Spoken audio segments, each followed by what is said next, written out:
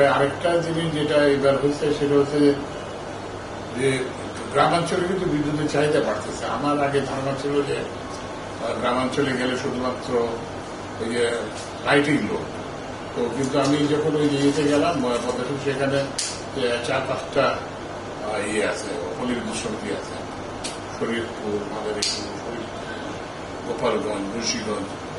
তো ওদের সঙ্গে কথা বলে যেটা জানা গেল যে এখন গ্রামেও ঘরে ঘরে কি বলে ফ্রিজ, ঘরে ঘরে এসি। এর ফলে ওই এর প্যাটার্নটাও পরিবর্তন হয়ে গেছে এবং এটার ফলে কিছু কিছু জায়গায় বিদ্যুতের সমস্যা হচ্ছে। যেমন আমাকে ওই যে ডেইলি স্টারের বাহারাম, ও আমাকে একটা বললো যে নেত্রকোনা, আমাকে না, মানে ফেসবুকে একটা পোস্ট দিচ্ছে যে গ্রামের দিকে কেউ নজর দেয় না। তো যে আমি ওটা দেখলাম, তো ওখানে যেটা হয়েছে কি যে ওই যে এই যে তার কিংবা যেসব ইকুইপমেন্ট আছে সেগুলোতে একটা নির্দিষ্ট মাত্রা দিয়ে বহন করে পড়তো। যখন এটা অনেক বেশি চাহিদা হয়েছে এবার, তো তখন এইগুলোর অনেক জায়গায় বিভ্রাট হচ্ছে। এগুলো আমরা মোটামুটিভাবে আমি যেখান থেকে যতটা জানতে পারছি, আমাদের সচিবরা যেখান থেকে যতটুকু জানতে পারছে, আমরা ট্রাই টু অ্যাড্রেস।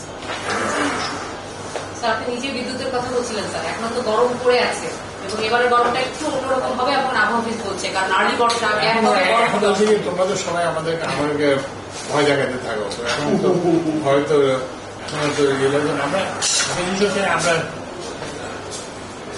চেষ্টা করবো। এখন তো সরকারের কাছ থেকে মানুষের প্রত্যাশাটা হচ্ছে সরকার সচেষ্ট থাকবে। আমরা সচেষ্ট ছিলাম, সচেষ্ট থাকবো, আমরা যতদিন আছি। এইটাই বলতে পারি। তো আমাদের প্রস্তুতি আছে আর কি। এখনো তো 15,000 বেশি।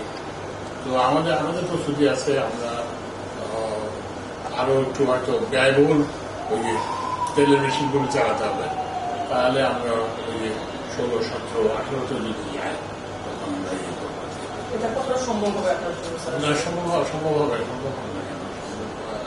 আমরা তো ওই যে তেলের মেশিনগুলো তো আছে, কিন্তু এগুলো আমরা চালাই না ব্যয়বহুল, সাবসিডি বাড়ে বলে। তো এখন কিন্তু মানুষের প্রয়োজন তো আগে, তো ওই জন্য আমরা ইয়ে করবো, চেষ্টা করবো। গ্রামের মানুষের তারা হচ্ছে বিদ্যুৎ পাইনি না, তাদের কাছে এই যে 10 দিন না, এটা মোটেই ঠিক না। এটা বিভিন্ন জায়গায়, যেমন আমি এই যে এটা এলাকা ভেদে, যেমন আমি তো গেলাম, আমি তো প্রত্যেক জায়গাতেই সরাসরি মিট করবো।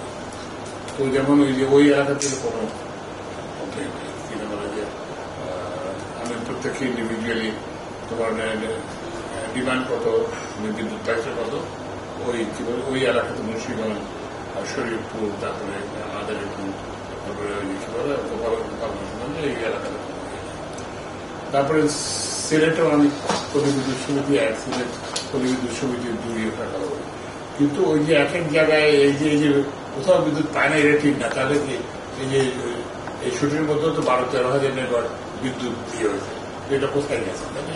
ওই জন্য স্পরেডিক, মানে একটা তো কোনো জায়গায় যেগুলো বললাম যে ওই যে আমাদের যে এই যে interconnection bottleneck, infrastructure bottleneck, distribution নেটওয়ার্কের যে বটলনেক, সেগুলোর জন্য বিদ্যুৎ বিভ্রাট হচ্ছে। কিন্তু ওই যে বিদ্যুৎ সরবরাহের ঘাটতির জন্য, কারণ আমার তো ক্যাপাসিটি ছিল, আমি যদি 10-12 হাজার করতে পারি, আমার তো 15,000, 16,000 টাকা করতে পারতাম। এটার মানেটা হচ্ছে যে আমরা ইয়ের জন্য হয় না, এটা হচ্ছে ইয়ের জন্য, ডিস্ট্রিবিউশন নেটওয়ার্কের